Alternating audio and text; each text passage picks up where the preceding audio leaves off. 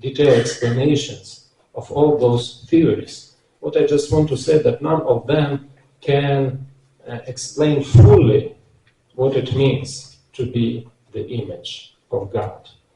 So we cannot understand it fully. And sometimes when I teach some classes, I just want to use this illustration. When somebody can see God and man, just created man, standing beside each other, he can say that they are very, very similar. They look like each other. And today, I would like to think together. Let us think together about how can understanding of AI can help us to understand who we are and how God created us and the entire world. And this is our world, and let me read it again. What is man that you are mindful of him, and the Son of Man that you care for him? This is a very, very famous Psalm 8 and verse 4.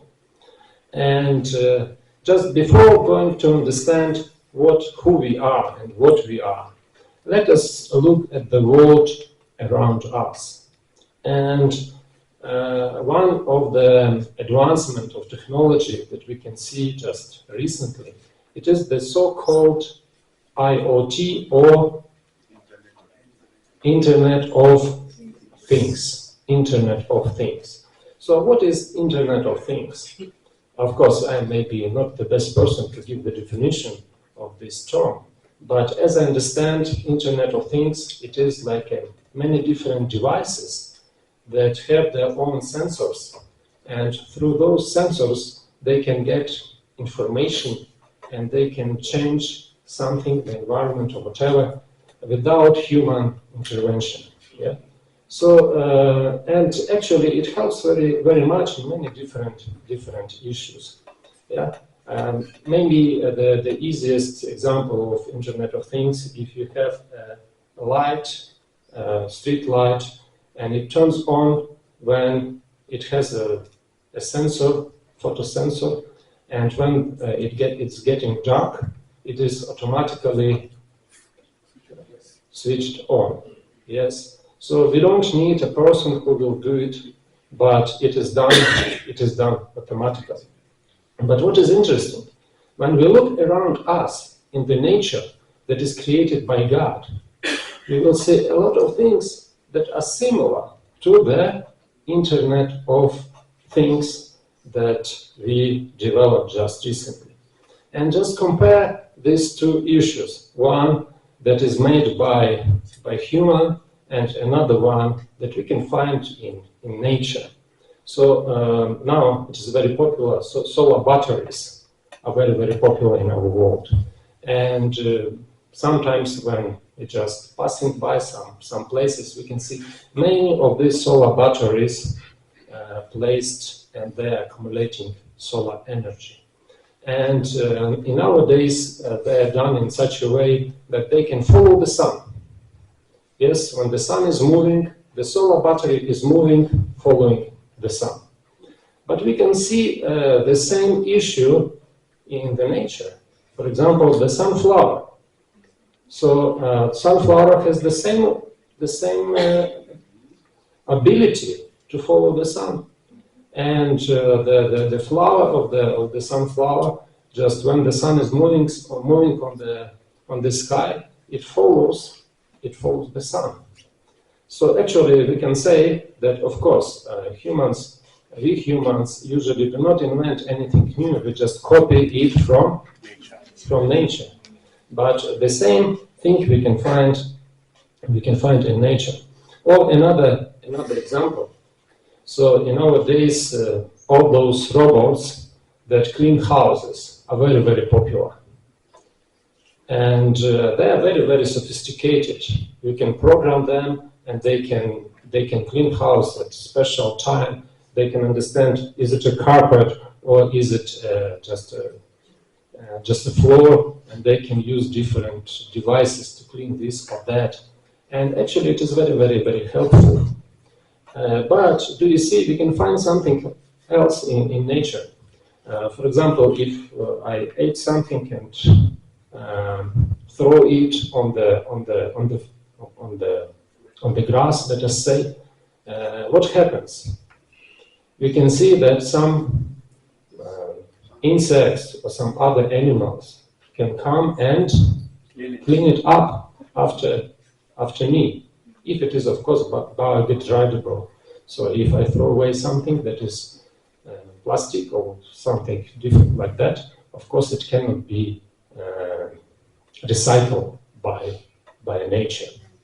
So what I want to say, I just can't imagine how God created Adam and Eve in the Garden of Eden. And He created a smart house for them so that they don't need to clean after themselves. And as soon as Eve ate bananas and threw the skin of the bananas or the remaining of the bananas, immediately one animal came and cleaned it up. Or some crumbles or whatever is thrown away, and some ants or cockroaches came and also clean it up. So God created everything long time ago. And what God created is much better than everything that human can create. Amen. Just one simple example. So all of us have children, and all of us had like small children maybe in the past. And do you remember when your child asks for a toy and you buy a toy for your child, how long does child enjoy this toy? How many days, let us say?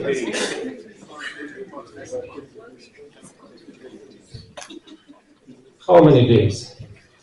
The very first day, then occasionally. How many? The very first day, then occasionally. Yeah, just one day, maybe 2 days, maximum maybe 1 week. And after that, this toy is already not even if it is not broken, it is boring. And a child is asking for another toy. Yeah.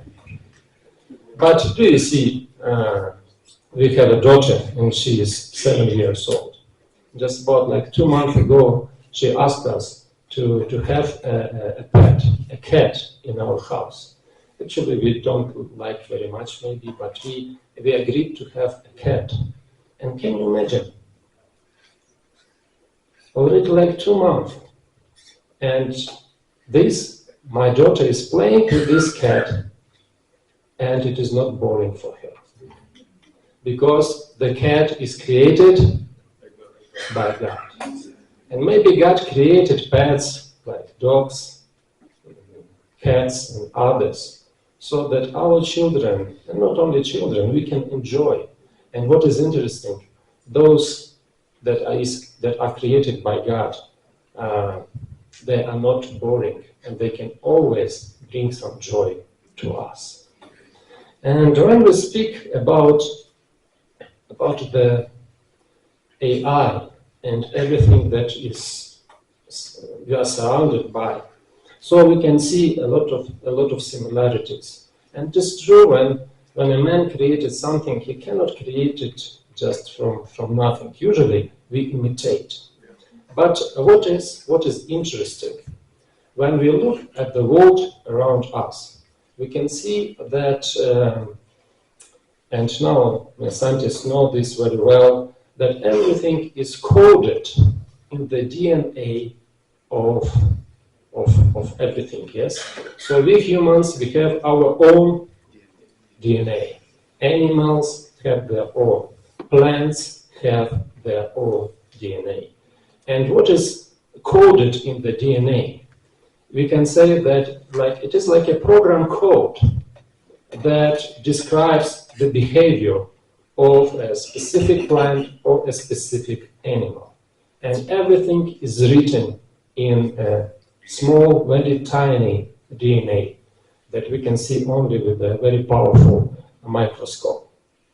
And what is interesting, do you see, when we look at the plants, plants behave exactly as it is written in their code. And of course, in our days, scholars try to change this code, and they call it genetic modifications, something like that. But originally, the plant behaves exactly as it is written in their code. And the same we can say about some insects or small animals.